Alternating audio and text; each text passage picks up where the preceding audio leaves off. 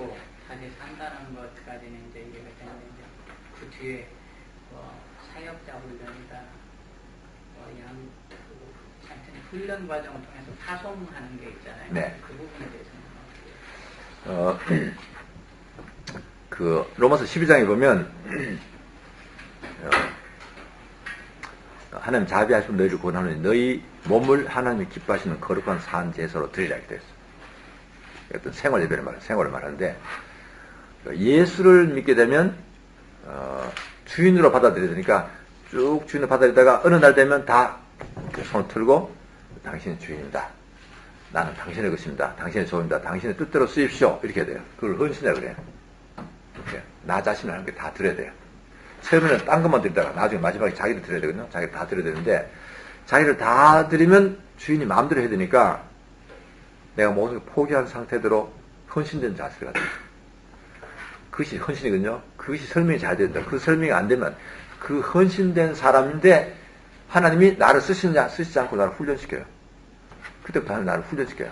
이것저것 내 나쁜 습관도 다 바꾸고 내 갖고 있는 꿈이고 뭐고 다 바꾸고 그래서 하나님이 그리스도께서 나에게 원하시는 것으로 다 바꿔서 새로운 가치관, 새로운 목표, 새로운 삶을 다 주시거든요. 그래서 그렇게 다 훈련시키고 나서 그 다음에 그와 동시에 포기하고 새롭게 하는 것과 동시에 자기 은사가 뭔지를 잘 알면서 그 은사를 개발시키면서 하나님이 어떤 일을 시키세요. 무슨 초기는 초기 단계를 시켜. 좀 잘하면 또 좀 그렇게 해서 인사 발령을 새로 자꾸 하시면서 서서히 어떤 은사를 개발해 가게 하거든요. 그리고 은사는 주어지기도 하지만 개발한 것으로 이해하셔야 된다. 성리 은사가. 바울 사도가 로마서에서 내가 너희를 보러 가고 싶다. 내가 가서 은사를 나눠주고 싶다. 이렇게. 은사를 나눠준다 그래요. 은사를 교회에서 하나님이 교회를 통해서 나눠주기도 하죠. 당신은 이거 하십시오. 이거 하십시오. 이렇게요. 그거는 이제 보고하죠. 당신은 이거 잘하는 게 이거 하십시오. 당신은 노래 잘 부르니까 뭐 찬양하십시오. 뭐 당신은 기도 은사인데 기도하십시오. 이렇게 은사를 나눠주는데 나눠주기도 하지만 은사는 계속 개발해야 되거든요. 그래서 바울이 디모데에게 너는 노력해서 내 진보를 나타내라 그래요. 진보. 그러니까 목회자는 열심히 공부하고 성경 공부하고 설교 훈련 받고 상담 배우고 자꾸 이렇게 해서 그 목회자의 사역을 개발해 가야 되잖아요. 공부하고 잘해줘. 전도도 교육을 시켜야 되고 상담도 교육시켜야 되고 봉사도 모든 것은 교육을 받는다. 이게 심지어 구제도 은사라고 하는데 구제도 하는 방법을 잘 배워야 돼요. 구제는 어떻게 하느냐, 누구에게 어떻게 줬냐, 어떻게 뭐 좋게 하느냐 다 훈련받아야 되거든요. 그래서 모든 사는 교육이 필요합니다. 그런데 교육이 필요하지 않은 은사 영역도 있는 것 같아요. 뭐 그것이 말하자면 영감이라든지 뭐 이렇게 방언이라든지 뭐 이런 거는 좀 것 같아요. 병 고치는 것은 영적으로 말하면 훈련을 받아야 되는 거예요. 병 고치는 은사가. 아니면 의사도 교육받아서 하는 거지만 그냥 기도해서 갑자기 병이 낫는 그런 거는 뭐 은사라고 하기보다는 그때그때 성령을 필요해서 사용하는 것 뿐이고 그거는 뭐 꼭 누가만 하는 것 같지 않고 다른 사람도 할 수 있거든요. 근데 대개 의인의 기도는 강구하는 힘이 많은 자, 또 믿음의 기도는 그래서 믿음이 좋은 사람, 즉 하나님을 전적으로 신뢰하는 사람, 다르게 말하면 내 뜻대로 하지 않고 하나님의 뜻대로 잘 하는 사람의 기도를 들으시고 성인은 많이 나오죠. 엘리야 같은 사람. 또 의롭게 하는 뜻대로 잘 사는 의인의 기도를 들으시기 때문에 특별히 목사님들이 잘 성화되면 목사님 기도를 하면 제일 잘 들으세요. 그래서 꼭 배우셔야 됩니다. 근데 삶은 의인이 아닌데 그 사람 기도를 잘 들으신다. 그건 저는 좀 의심스러워요. 사실은. 자기 것도 안 고친 사람이 뭐 남을 위해서 기도하고 하는 거 좀 이상하거든요. 그래서 대개는 이 장로들을 청하라는 말씀, 지도자들이 그런 것을 더 잘하기 때문에 지도자가 훨씬 더 믿음이 있고 의로워져야 되죠.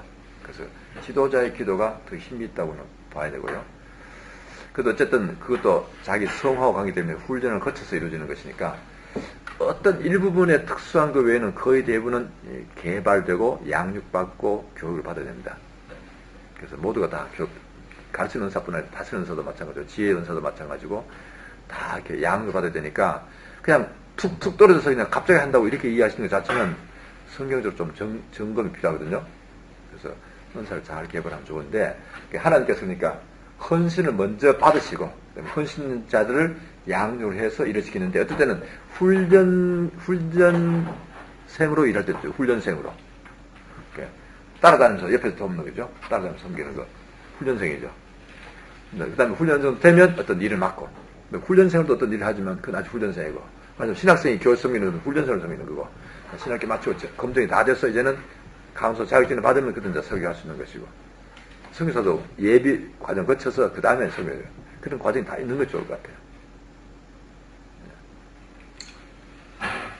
장로님 말씀 중에 제가 잘못 이해했는지 모르지만 세 사람이 된다는 그런 개념에서 어느 날 덜컥 예수님을 믿어서 세 사람이 되는 게 아니라 네.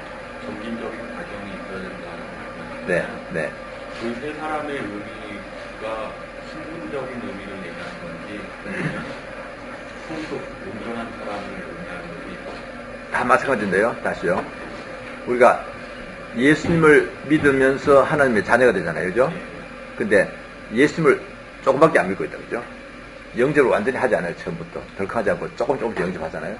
그러면 하나님의 자녀로서 문제가 있어요. 그것을 성경에서는 흠이 없고 거룩한 자녀가 되라. 거룩한 아들. 흠 없는 거룩한 아들 되라. 그러니까 처음에는 아들처럼 데리고 오지만 너는 야 훈련받는다. 그래서 내 아들 아니다 해서 훈련의 과정을 거쳐서 완전한 아들이 되기 때문에 거룩한 아들이 될 때까지 완전한 구원이 이루어지지 않았다고 생각해야죠. 그러면 그 신분도 순간적으로 바뀌는 게 아니죠. 그 로마서 8장 15절에 보면 네. 양자의 영을 받아서 네. 아바 아버지라 부르짖게 했다고 네. 했잖아요. 네. 근데 쉽게 이제 우리가 고아를 양자하는 것에 비유를 해서 네. 이렇게 설명을 하는데 네. 그 양자가 된 아들은 자격이 없는 상태에서 이 신분이 바뀌는 거라고요. 네. 그게 다시 봅시다. 넘어서 8장 이렇게 돼 있죠.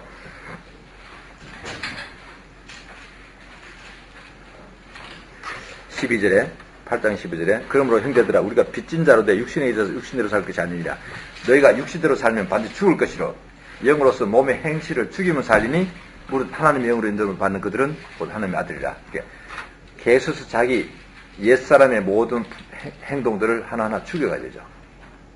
그렇죠. 짧게 됐냐 길게 조금 시간이 길고 짧은 차이는 있지만 그 정리가 끝나야만 아들이 되는 거죠. 뭐 다르게 이야기할까? 보통 하는 이야기 뭐 다리 밑에서 거절해서 주워왔는데 왕이 오면 목욕시키고 입으라고 옷 갈아입혀야 되잖아요. 그건 물건이니까 금방 입으면 되지만 영적으로 이야기하면 그 자기 헌옷 벗고 새 옷 입고 때묻은 거 다 씻고 이렇게 회개하고 정리하는데 시간이 걸리는 거죠. 그렇게 하기 전에 양자로 새 왔으면 신분은 일단 아들이 되는 거잖아요. 그런지 아닌지는 모르죠. 그건 우리 설명이고. 네. 성경은 설명이 그렇게 자세히 나오죠. 언제부터는 그런 말 없고. 어쨌든 아들로 만드시는데 그 아들이 될 때까지는 양육이 필요하다고 성경이 말하니까 양육을 받아야 되죠. 그리고 흠이 없는 아들로 만들겠다고 에베소 1장에 나와요. 그리스도 안에서 사랑 안에서 우리로 거룩 흠이 없는 아들이 되게 하시려고 예정되었다고 되어 있거든요. 그럼 거룩하고 흠이 없는 아들이 돼야 진짜 아들이지. 물론 이제 교육이 시작됐으니까 그게 뭐 교회 오면 신자 생활 시작되면 마찬가지죠. 그러다가 뭐 떨어져 나갈 수도 있고 때는 그죠? 이스라엘 백성이 하나님의 자기 백성을 삼았잖아요. 이스라엘 자기 백성을 선택해놓고 양육하시다가 대부분 다 탈락, 대부분 다 버렸거든요. 출애굽시켜놓고 출애굽할 때 어린 양의 피에 죄사함도 받고 홍해를 건너면서 세례도 받았지만 광야에 와서 교회생활 하다가 계속 범죄해서 다 죽어버리면 아니니까 이 양육에 가는 과정 중에 다 탈락해버리면 그건 아니기 때문에 신분의 변화가 언제냐 하는 말이 상당히 애매합니다. 그러니까 그 헨리 블랙가비 그 하나님을 경험하는 삶, 거기서 보면 구원을 이제 예수님을 믿어서 하나님의 자녀가 된 구원, 그리고 그 후에 제비역으로는 더 큰 구원이라 그래서 삶 속에서 하나님을 경험하는 그런 과정을 얘기하거든요. 그러니까 그거를 두 가지를 종합적으로 저는 이해를 했거든요. 구원이라는 부분에 대해서. 근데 지금 장로님 말씀하신 거는 뒷부분도 같이 있어야죠. 예. 그러니까 이렇게 말하면 신학자들이 초신학자들은 과정을 선을 항상 점으로 설명했다. 그렇죠. 예수를 믿으면 구원받는다. 물론 한마디로 말합니다. 예수님 구원받는데 믿음이 어떻게 생기면 구원 어떻게 하냐는 얘기를 따라 해야 되니까 믿음이 점진적으로 자라듯이 구원도 믿는 만큼 자라니까 그 과정이 긴데 그렇게 그냥 길게 말 안 하고 예수 믿으면 구원받는다. 실제로는 어린 나이에 성장하고 자라가야 된다. 뭐죠? 그리스도의 초보를 버리고 완전히 나아가라. 그만 하거든요. 그러니까 자라가는데 안 나가고 중간에 하면 뭐 성령 체험, 성도 체험하고 말씀면서도 막 뭐 하다가 타락한 자는 안 된다 이렇게 말하니까 또는 구원에 이르도록 자라가라. 뭐죠? 말씀을 늘 먹고 자라서 구원에까지 자라가야 된다. 뭐 그런 말이 자꾸 나오기 때문에 구원이라는 말을 여기 꼭 여기다 두고 여기서부터 시작까지 가야 되는데 여기서 이제 구원이 시작돼서 가는 거잖아요, 그죠? 가야 되니까 여기서부터 구원의 단계에 들어온다고 말할 수 있겠지만 여기까지 안 가고 중간에 옆으로 가든지 하면 안 되니까 여기까지 와봐야. 네, 만약에 어린아이가 예수님 영접돼서 하나님 자녀가 되었는데 네. 죽어버렸다. 예, 일찍 부르심을 받는다. 예, 그건 하나님 설명하실 거니까 우리 잘 알 수는 없지만 강도 얘가 대표적이긴 한데 그때 그 영접이 확실하면 되겠죠, 뭐, 그죠? 근데 대개는 영접이 그렇게 확실한 것이 아니니까. 그래서 어린아이들은 쉽지만 어른들은 쉽지가 않아요. 그건 영접을 덜컹 하지 않아요. 그죠? 명령에서 이 되찾은 예수님께서 여러 가지 비유를 연이어서 하시면서 네. 되찾는 거를 말씀하신다. 어떻게 이해할 수 있을까요? 되찾는다는 거 뭐 탕자 비유 같은 거 이야기했어요? 탕자나 드라크마, 예.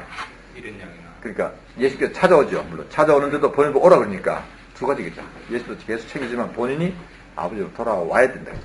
돌아와서 나를 아들이 아니고 품꾼의 하나로 쓰십시오. 이렇게 말하거든요. 그냥 받아주시는데 또 받았는데 이 아들이 또 나가면 안 되죠. 그러니까 항상 변수가 있는 거죠. 그렇지만 아들이었는데 근데 아들이 여기까지 왔으니까 받았잖아요, 그죠? 그러니까 이거는 돌아와서 받는 이야기를 하면 그 회개하고 돌아오면 영접하는 이야기를 한 건데 또 양정이나 또 딴 부분이 나오고 여러 가지 나오니까 다 종합해야 되는데 어떤 것만 이야기하면 그 부분은 맞는데 딴 부분은 또 문제가 있고 그러니까 다 종합해야 되거든요. 그것을 이제 신학자들은 입양, 칭의, 성화 이렇게 나누는데 그것이 그 다음 단계가 아니고 사실은 그냥 얽혀 있는 거예요, 원래는. 그렇죠? 얽혀 있는 건데 그렇게 이제 나누는 거는 그는 성경에 있는 나눔이 아니고 학자들이 이렇게 나누는 것이고 원래는 그게 다 붙어 있거든요. 그러면 점진적으로 쭉 가는 데 있어서 네. 그것이 이렇게 좀 그렇기도 하고 소용돌이 치는 소용돌이 치고 되돌아갔다 왔다 하고 뭐 이렇게 갔다 돌아왔다 이렇게 많이 하기 때문에 굉장히 사람마다 다르고 복잡합니다. 저리 가다가 돌아오기도 하고 실제적으로